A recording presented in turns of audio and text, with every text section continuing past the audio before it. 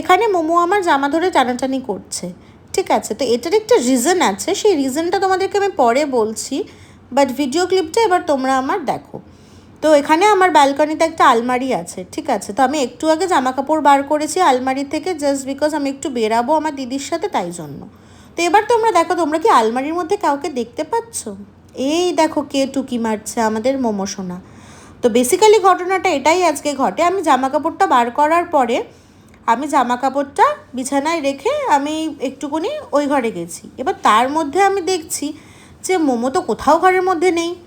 এবার আমি তো সারা বাড়ি খুঁজছি, আমি আর মা, আমি বাইরে পর্যন্ত বেরিয়ে গেছি, খুঁজে পাচ্ছি না। এবার তো আমরা পুরো প্রায় কেঁদে একাকার হয়ে গেছে।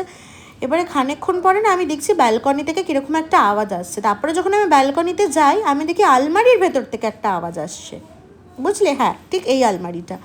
তো আমি যখন আলমারিটা খুলেছিলাম জামাকাপড় বার করার সময়, ও কখন যে নিচ থেকে ওখানে গলে গিয়ে বসে আছে কারোর কোনো খেয়াল নেই। এবার বের করে দিয়েছি বলে ওর রাগ, তাইও এখন আমাকে টেনে বলছে আবার আমাকে আলমারিতে ঢোকাও। দেখ